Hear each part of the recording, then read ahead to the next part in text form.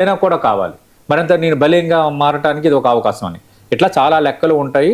చూద్దాం మరి ఇది ఎంతవరకు వెళ్ళబోతుందో. రైట్.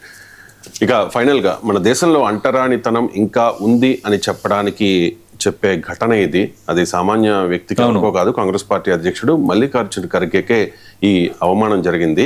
అంటే కొంతమంది అత్యుత్సాహంతో, అంటే భారతీయ జనతా పార్టీ వాళ్ళు అని కొంతమంది ఆరోపిస్తూ ఉన్నారు. భారతీయ జనతా పార్టీ మాకు సంబంధం లేదని చెప్పి వాళ్ళు డిజోన్ చేసుకుంటూ ఉన్న పరిస్థితి. ఏది ఏమైనా ఉత్తరాఖండ్లో రామ్లీలా మైదానంలో రీసెంట్గా ఒక ప్రోగ్రాం జరిగింది. ఆ ప్రోగ్రాంకి ఖర్గే హాజరయ్యారు. ఖర్గే హాజరైన తర్వాత ఆ వేదిక మీద హవనం, శుద్ధోదకం లాంటి పూజలు చేశారంట. సతీష్ గారు, ఏంటి దారుణం ఇది? అంటే ఇలాంటిది మధ్యకాలంలో చూడలేదు. ఎందుకు అంటే ఇక్కడ రకరకాల ఈక్వేషన్స్ ఉన్నాయి. నాకు బాగా గుర్తు, మొన్నటి ఎన్నికల ప్రచారంలో, అంతకుముందు ఎన్నికల ప్రచారంలోనూ వైఎస్ఆర్ కాంగ్రెస్ పార్టీ అధినేత వైఎస్ జగన్మోహన్ రెడ్డి ఒక ప్రాంతంలో పర్యటనకు వెళ్ళాడు. అంటే ప్రచారంలో భాగంగా ఆయన వెళ్ళిన తర్వాత అక్కడ ప్రజలు వైఎస్ జగన్మోహన్ రెడ్డి రావటం వల్ల ఈ ప్రాంతం అంతా మైలు పట్టేసిందని అక్కడ రోడ్లని పసుపు నీళ్ళతో కడిగారు. మీకు గుర్తుందో లేదు? చాలా పెద్ద ఇష్యూ అయిపోయింది అది. ఏంటి సంస్కృతి, ఏంటి ధోరణి, అదే అక్కడలో ఇష్యూ అయింది. ఇలాగే 2-3 ఇన్సిడెంట్లు గతంలో జరిగాయి మిగతా చోట్ల. ఇప్పుడు ఏసీసీ అధ్యక్షుడు మల్లికార్జున ఖర్గే ఉత్తరాఖండ్ హల్దానీలో ఒక రామ్లీలా గ్రౌండ్లో ఒక మీటింగ్ హాజరయ్యారు. కాంగ్రెస్ పార్టీ అధ్యక్షుడిగా ఆయన ఒక కార్యక్రమానికి హాజరయ్యారు 8వ తారీఖున. అయితే ఈ కార్యక్రమం అంతా అయిపోయిన తర్వాత ఆ సభ వేదిక, ఆ ప్రాంతాన్ని ఏం చేశారంటే బీజేపీతో కలిసి శ్రీరామ్ సేన శుద్ధీకరణ కార్యక్రమాన్ని చేపట్టింది. దీనికి సంబంధించిన దృశ్యాలు వైరల్ అవ్వడంతో ఇప్పుడు ఇది పెద్ద ఇష్యూ అయిపోయింది. దీనిపై ఖర్గే గురువారం రాజ్యసభలో చాలా ఆవేదనతో ప్రసంగించారు. మల్లికార్జున ఖర్గే కాకలు తీరిన రాజకీయ నాయకుడు, షెడ్యూల్ కులానికి చెందిన వ్యక్తి. ఇక్కడ కుల ప్రస్తావన తెస్తున్నానని ఏమి అనుకోవద్దు. కానీ ఏంటంటే ఖచ్చితంగా ఇది కొందరు మనోభావాలను దెబ్బతీసే చర్యగా ఎందుకు చూడకూడదు అన్నది ఇప్పుడు ప్రధాన ప్రశ్న. ఎందుకంటే మల్లికార్జున ఖర్గే మరీ వివాదాస్పద వ్యాఖ్యలు చేస్తారనో లేదంటే వివాదాన్ని సృష్టిస్తారన్న ప్రొఫైల్ అంతగా లేదు.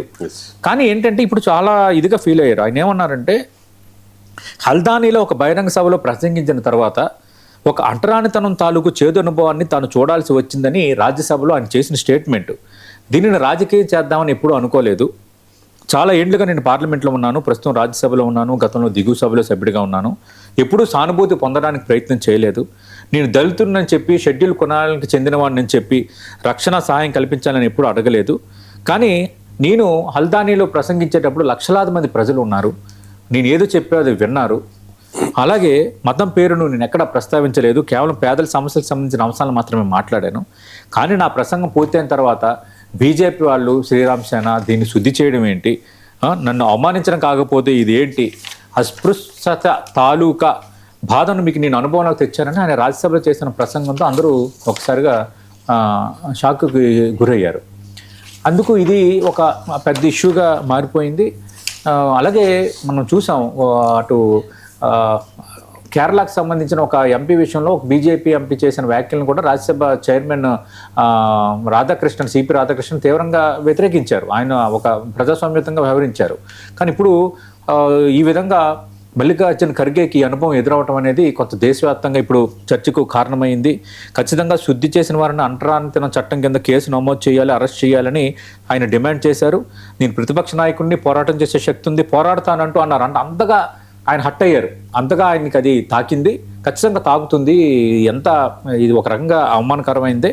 అయితే సభాస్థలి శుద్ధి జరిగిందనే విషయాన్ని అయితే నిర్వాహకులు ఒప్పుకున్నారు.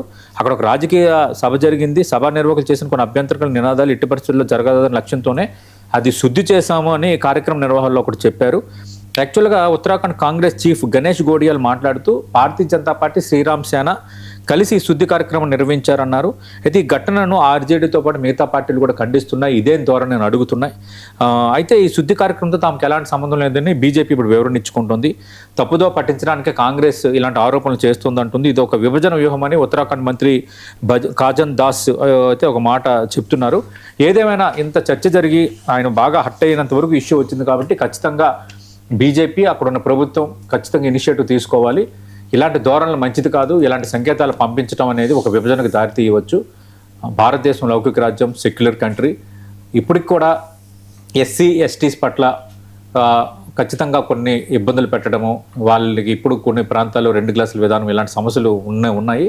కానీ కంపారిటివ్గా అప్పటికి ఇప్పటికి బాగా తగ్గాయి. వాళ్ళు కూడా అన్ని రకాలుగా పురోగమించి ముందుకు వెళ్తున్న వాతావరణం ఉంది. కానీ ఇప్పుడు కూడా ఇలా ఈ విధంగా చేయటం అనేది మీకు రాజకీయపరమైన ఆలోచన కావచ్చు, కానీ ఇది సాంకేతికంగా చూస్తే ఆయన హట్ అయిన విధానం చూస్తే మాత్రం కొంత బాధ అనిపిస్తోంది. ఖచ్చితంగా దీన్ని సరైన రీతిలో అడ్రస్ చేయాలి. ఈ ధోరణులు మంచివి కాదు, ఇది బీజేపీకి నష్టం కలిగించే చర్య. Right, thank you so much Satish గారు, చాలా అంశాలకు సంబంధించి చాలా ఇన్డెప్త్గా విశ్లేషణ అందించినందుకు. ఇది ఇవాల్టి straight talk. Please like, share and subscribe 99.